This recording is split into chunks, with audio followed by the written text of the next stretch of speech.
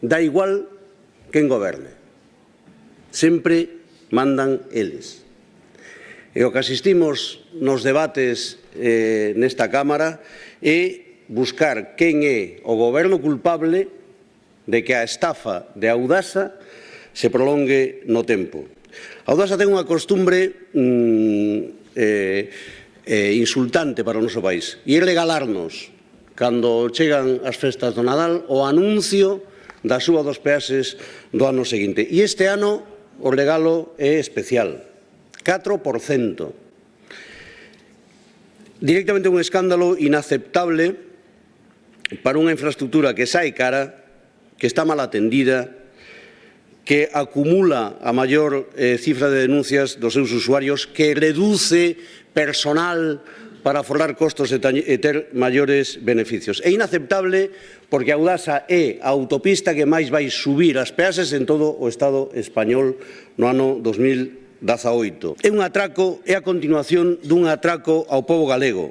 Un atraco que ten dous instrumentos. O primeiro é conseguir a prolongación do período de concesión. Eu non sei se esta Cámara é consciente. Audasa naceu no franquismo cunha peaxe, cun período de concesión das peaxes de 39 anos, cas ampliacións do período concesional, fundamentalmente Aznar, o período concesional desa autopista é de 75 anos.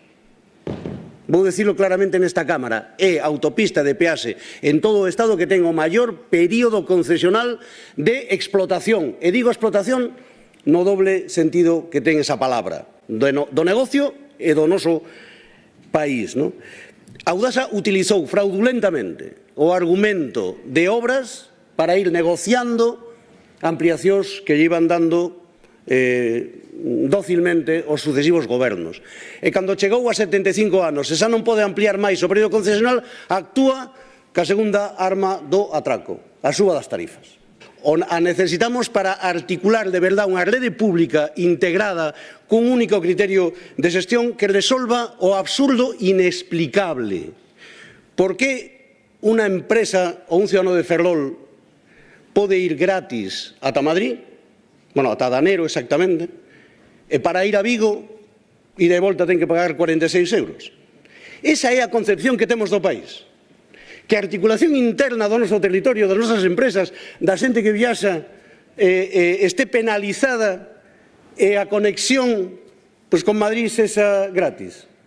Eso é a lógica do negocio dos grandes fondos de inversión que temos que relaxar con ela. A PNL que presentamos ten dous puntos: exixir ao goberno español que deixe sin efecto o acordo con Audasa para a suba das peaxes, e no segundo, que non sabemos por que o Partido Popular se nega, que no prazo de 3 meses o goberno galego elabore un estudio de viabilidade para rescatar a AP9 para o público.